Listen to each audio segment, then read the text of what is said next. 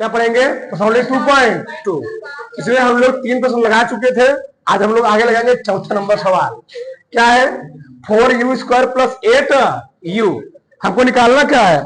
शून्यांकों और गुणांकों के बीच क्या निकालना है? सततता की जांच करना है। ठीक। तो अगर एक कौन समीकरण है? द्विघात समीकरण है ना, तो इसे कितने शून्य के निकलेंगे? 2 शून्य के निकलेंगे। पहले हम लोग फाइंड करते हैं। चलो देखो ध्यान से, इन दोनों कुछ कॉमन दिख रहा है। क्या कॉमन दिख रहा है? 4u। 4u क्या बचेगा? u प्लस 2 जी 2 बचेगा। सही है, कोई दिक्कत नहीं। बस वो गुणनखंड हो गया, गुणनखंड हो गया, बस हो गया। अब उसके गुणनखंड होगा नहीं। अब लिखोगे शून्य के लिए। किसके लिए? हाँ, इसी को हम लोग कहते हैं मूल। ठीक। शून्य के लिए, जब शून्य के लिखेंगे इन दोनों को अलग अलग हम लोग किसके दिखाएंगे? जीरो के बराबर दिखाएंगे, अलग अलग। क्यों? ध्यान से तो लिखेंगे 4u बराबर 0 तथा सबका ध्यान देना चाहिए u प्लस 2 बराबर, तो जब 4 भर जाएगा तो 0/4 होगा ना। 0/4 कितना मान आएगा? 0 ही आएगा। तो एक u का मान निकला 0। कितना निकला? 0। अब बताओ एक u का मान कितना निकलेगा? -2।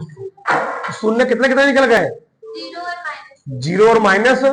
तो पहले हम लोग क्या निकाल लेते हैं? शून्यकों का योगफल। क्या निकालते हैं? शून्यकों का योगफल। तो देखो ध्यान से,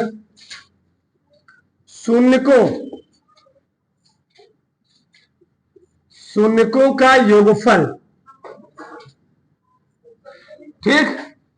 शून्य कौन कौन निकले हैं? 0 प्लस -2 जोड़ना है।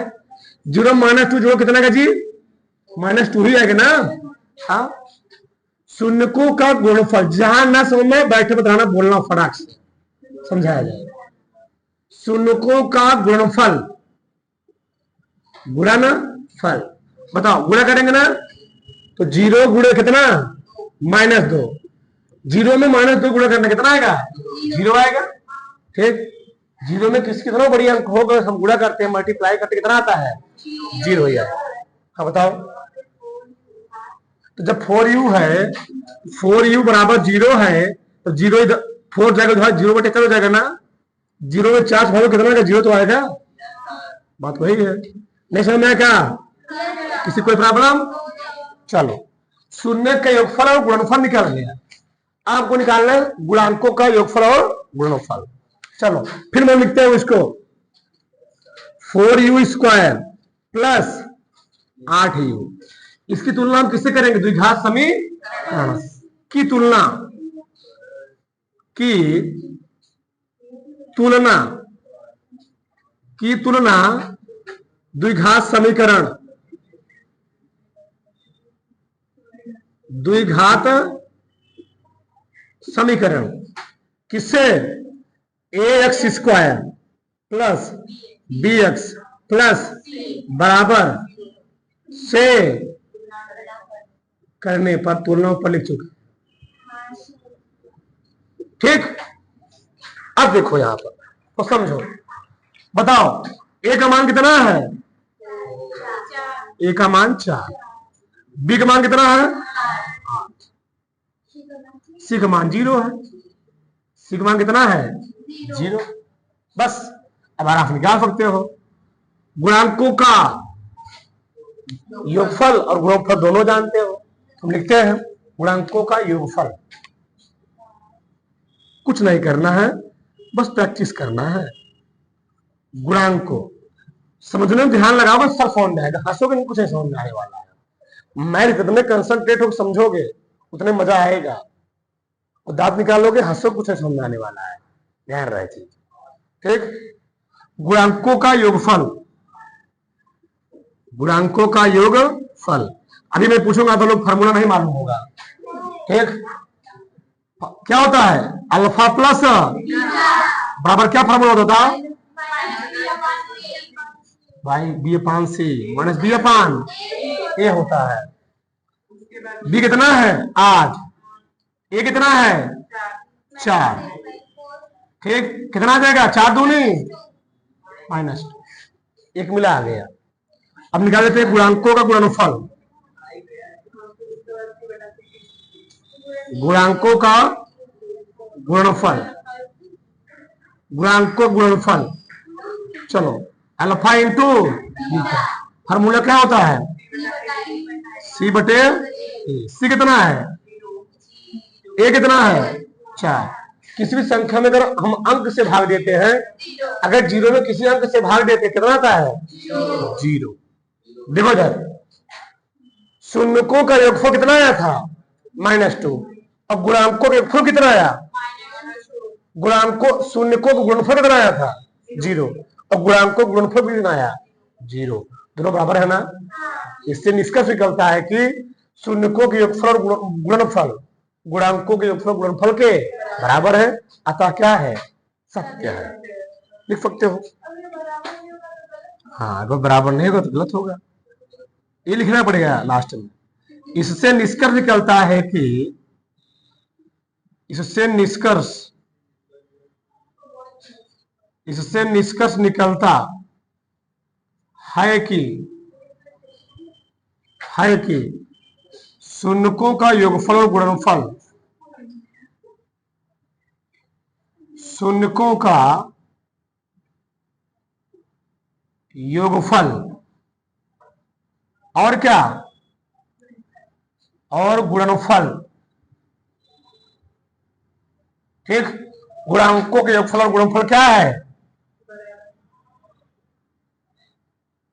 गुणांकों के योगफल और गुणनफल के बराबर है, के बराबर है, इसलिए क्या है अतः सत्य है, इसलिए सत्य है। बताओ किसी कोई प्रॉब्लम यहां तक सही से होता है, यहां तक किसी कोई प्रॉब्लम है नहीं। इसको तो फिर अगला हम देखते हैं। चलो देखो अगला प्रश्न हम लोग देखेंगे t² - 15। इसको हल करना है, ठीक। इसको हम दो तरीके सॉल्व कर सकते हैं। कितने तरीके, दो तरीके। देखो ध्यान से समझो, बहुत ध्यान से देना, ठीक है ना। चलो t² - 15 हम क्या लिख सकते हैं, क्या कड़ी में 15 का होल स्क्वायर लिख सकते हैं नहीं मिलेगा बताओ। क्यों भैया, कड़ी में x हो उसका स्क्वायर हो तो कितना आता है, x आता कि नहीं आता है, आता है। क्यों मैं लिखा है इसको, फार्मूला बनाने के लिए। किसका फार्मूला बनाने के लिए, तुम लोग जानते हो a² - b² क्या होता है a - b और a + आसानी से बन जाएगा, बना देते हैं। तो कितना देगा बताओ, एक कोष्टक में a - b, a - b हो गया, तो फिर हम क्या लिखेंगे a + b। बताओ किसको नहीं समझ आया, आ गया a² - b²। एक कोष्टक में a - b, दूसरे में क्या हो गया a + b। अब क्या लिखेंगे शून्य के लिए जी, लिखेंगे शून्य के लिए, शून्य के लिए। जब शून्य के लिए बात करेंगे तो दोनों अलग अलग किसके हो दिखाएंगे, 0 के। तो t - कड़ी में 15 बराबर 0 तथा t + कड़ी में 15 बराबर क्या लिखेंगे 0। तो यहां से कितना आएगा,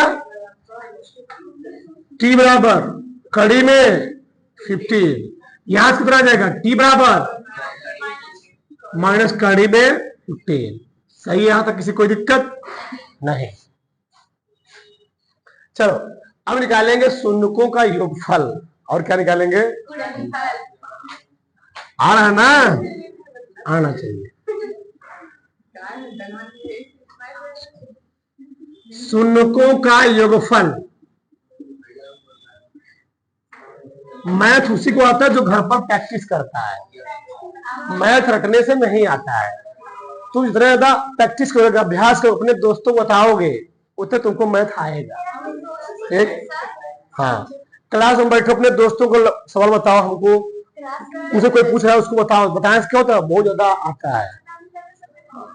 चलो जोड़ेंगे ना इसको, तो कड़ी में 15 माइनस कड़ी में 15, बड़ा कितना गया जी, 0। सही है, लिखो तभी लिखो, मतलब हम लिखे लिखा मत करो, मैं समझा करो। चलो, शून्यकों का गुणनफल, शून्यकों का गुणनफल, गुणा करेंगे कड़ी में 15 गुणे कड़ी में -15, तो कितना आएगा, माइनस तो बाहर आ जाएगा, और कड़ी में 15 गुणे कड़ी 15 होगा तो क्या आएगा, -15 आ जाएगा। ये तो जान ही रहे हो भैया, क्यों, कड़ी में x गुणे कड़ी में सोचा कितना आता है, x ही आएगा, जानते ही होगे। आ गया। अब हमको निकालना है गुणांक, क्या निकालना है, गुणांक, और बात करते गुणांक के लिए। तो क्या दिया गया है, t² - 15 की तुलना हम लोग किससे करेंगे, की तुलना द्विघात समीकरण, द्विघात की व्यापक समीकरण लिख सकते हो। ठीक, ax² + bx + c = 0 से क्या करने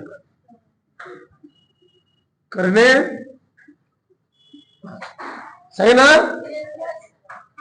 चलो बताओ, x² t², बात वही है। तो a का मान कितना दिया है, 1 दिया है, b का मान कितना दिया, b का मान दिया ही नहीं है, तो यहाँ पर x है, इसके साथ x है, तो अचल पद है ना, तो b का मान 0 है।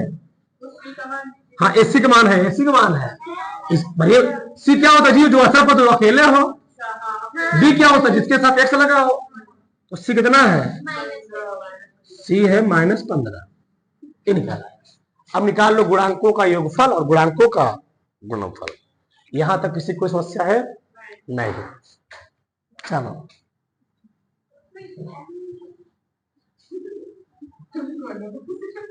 गुणांकों का योगफल, फार्मूला जानते ही हो, क्या होता है बताओ, हाँ, alpha plus beta minus b/, कितना सिंपल फार्मूला है, कितना -b/,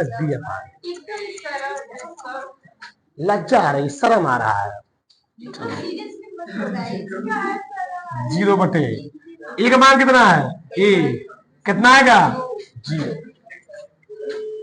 गुणांकों का गुणनफल, बस तुम लोग घर पे जाकर सोता हो ना, इसलिए नहीं आता।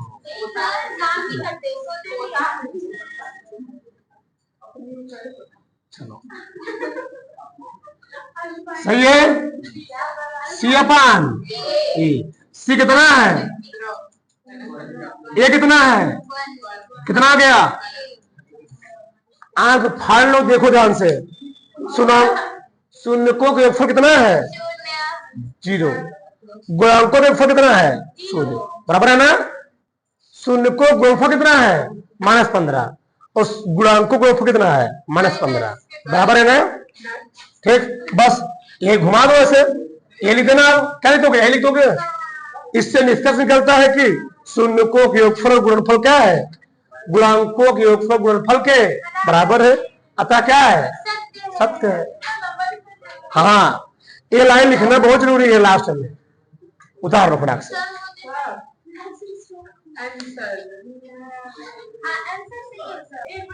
चलो आगे देखो,